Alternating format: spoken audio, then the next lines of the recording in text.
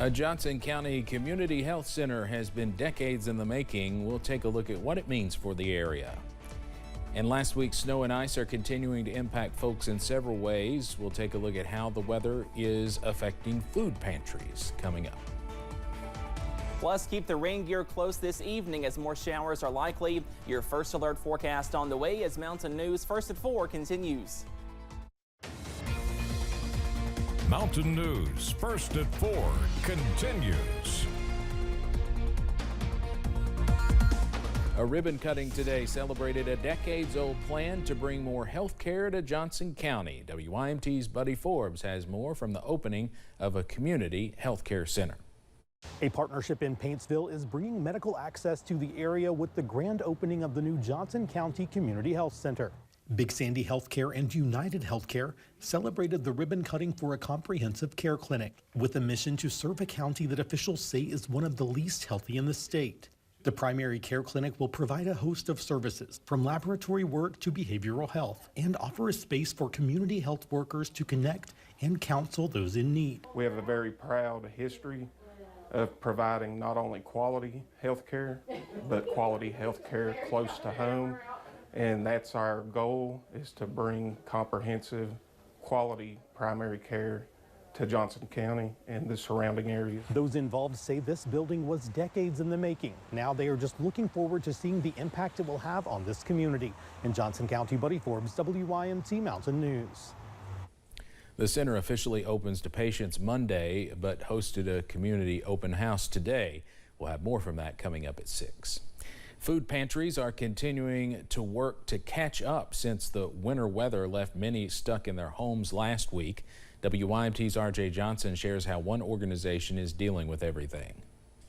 I'm here outside of the Breathitt County Hunger Alliance, where organization leaders are working to catch back up on just about everything after the snow caused them to be closed all last week. With food, clothes, and more, there is still a lot that leaders are looking to give away.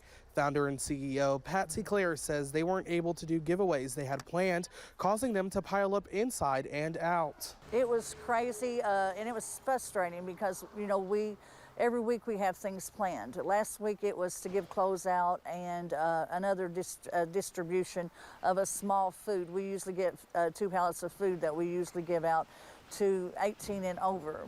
Claire says they are still working to stay on track, all while having less volunteers this week, but I'll have more tonight at 6. For now, in Breathitt County, RJ Johnson, WYMT Mountain News.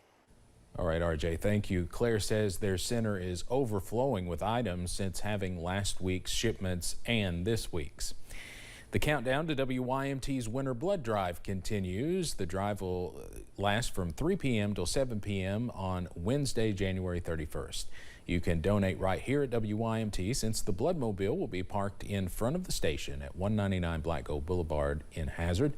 All donors will receive a Kentucky Blood Center shirt while supplies last. Officials with KBC say their goal is to gather at least 16 units of blood that afternoon.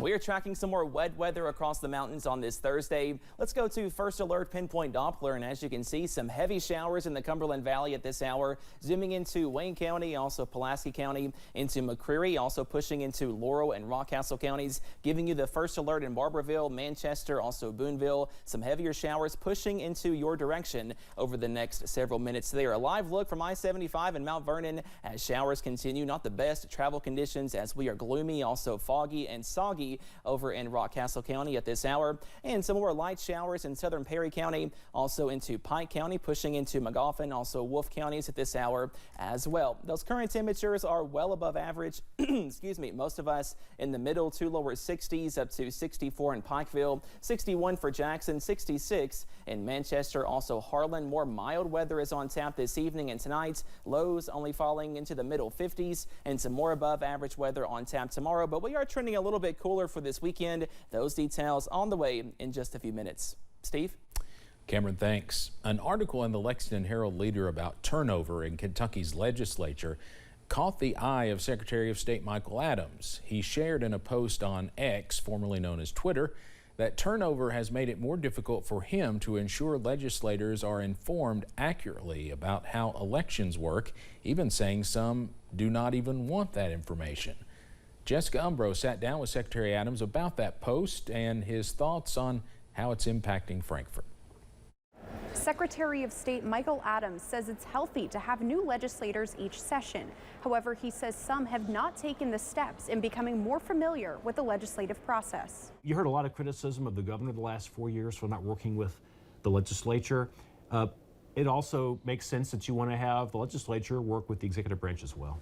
Secretary Adams says the vast majority of legislators in Frankfort make the effort to communicate with statewide office holders. However, he says some are the exception to the rule. We do have some backbencher folks that intentionally don't talk to the election officials, and I assume they don't talk to anybody else in our branch of government either, about here's what we're actually doing, here's what actually works. He notes turnover in the legislature as a contributing factor to the issue, which he says is fueled by a less than stellar pay and the commitment to traveling from all corners of the Commonwealth throughout the year. But he says that's just part of the issue. That's hard on anybody, but when you add the tone that we've had recently, just really nasty tones, and then the public sometimes are difficult to deal with as well. And a sense of goodwill and mutual respect, those are really in decline in politics today, and so it just takes an emotional toll on people. There are a few big names in Kentucky politics who are not seeking re-election after this cycle, including Senate Majority Floor Leader Damon Thayer, who was first elected back in 2002. In Frankfort, Jessica Umbro, WKYT. Peter Navarro, a White House aide to former President Donald Trump, was sentenced to 4 months in prison today. Navarro was convicted in September 2023 of contempt of Congress for ignoring a subpoena from the now dismantled House January 6 committee investigating the attack on the U.S. Capitol in 2021. The 74-year-old refused to hand over documents to the committee or testify about his role in the January 6th attack. The United States versus Peter Navarro has turned out to be a very important landmark constitutional case that is going to resolve important issues about the constitutional separation of powers, as well as the integrity, efficiency of presidential decision-making. We'll see what happens today. As Donald Trump loves to say, let's see what happens.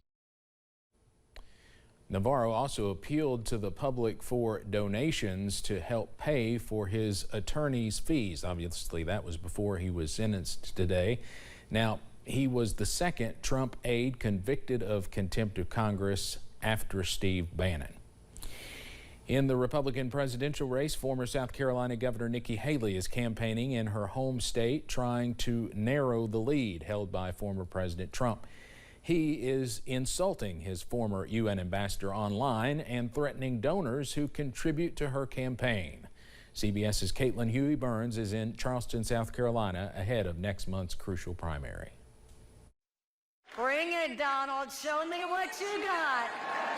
As pressure mounts for Nikki Haley to drop out of the race, the former South Carolina governor is taking the fight to her opponent. He didn't talk about the American people once. He talked about revenge. And Trump is stepping up his attacks on his former UN ambassador. About an hour after Haley announced a surge in donations, We have raised $1 million since I gave that speech last night. Trump took to social media Wednesday, warning Haley donors, anybody that makes a contribution to her campaign from this moment forth will be permanently barred from the MAGA camp. Trump, he's such a bully. In Haley's home state, we found some Republican voters encouraging her to stick it out. Shauna King voted for Trump twice, but is now backing Haley. She's not name-calling, she's not rude, she's to the point, she's honest, she's a fighter. Do you just want her to stay in this until the last possible minute? I do, because Trump is going to try and force her out. He's going to try and intimidate, make her look bad. Stay in it, you know. But others, like Lauren Poe, are undecided. I like Trump. I think he can fix all our problems, but I don't want the chaos of the Trump-Biden thing, so I do like Nikki, but I really don't know which way I'm going to go. And as for Donald Trump and that blending of the campaign trail and the courtroom, he says he will appear in New York today for that E. Jean Carroll defamation case. Tomorrow, he's heading back on the campaign trail for an event in Arizona.